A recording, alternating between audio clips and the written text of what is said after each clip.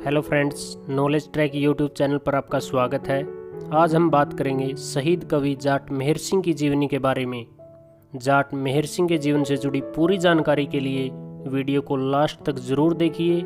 तो चलिए स्टार्ट करते हैं। जाट मेहर सिंह को हरियाणा का ड्रीम पोइट और जन कवि भी कहा जाता है।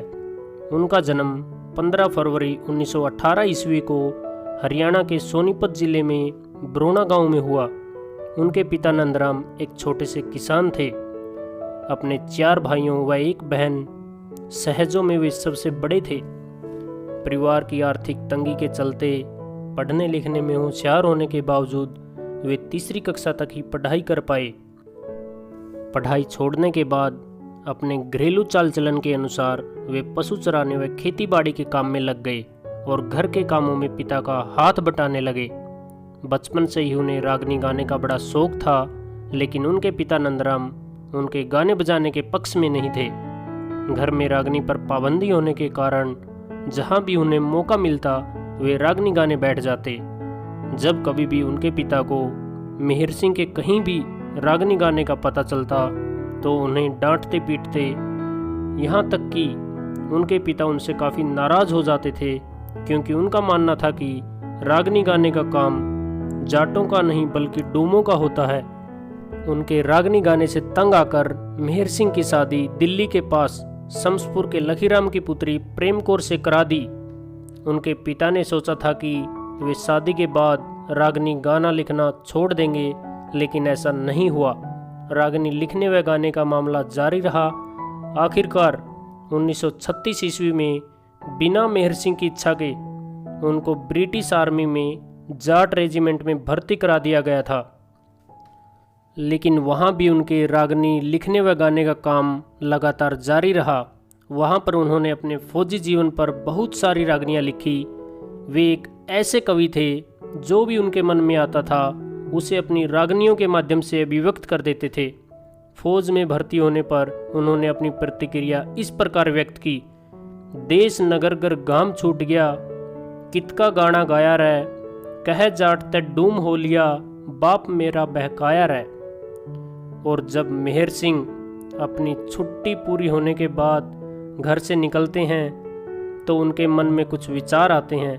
तब इन विचारों को एक रागनी के माध्यम से कैसे पेश किया: छुट्टी के दिन पूरे हो गए, फिक्र करण लग्या मन में, बांध बिस्तरा चाल पड़ा के बाकी रहेगी तन में।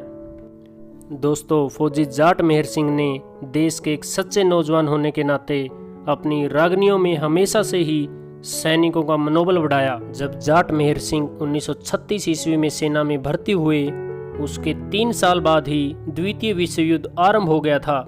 इस युद्ध में ब्रिटिश सरकार ने टोटल 15 बटालियन को जापान के विरुद्ध युद्ध करने के लिए भेजा था, जिसमें 10 बटालियन भारतीयों की थी और 5 अंग्रेजों की। वे जापान से युद्ध हार गए और जापानियों ने उनको बंदी बना लिया, लेकिन ब्रिटिश सरकार ने अंग्रेजों की 5 बटालियन को छुड़वा लिया था। बाद में उन 10 भारतीय बटालियनों का नेतृत्व कैप्टन मोहन सिंह भटनागर ने किया था।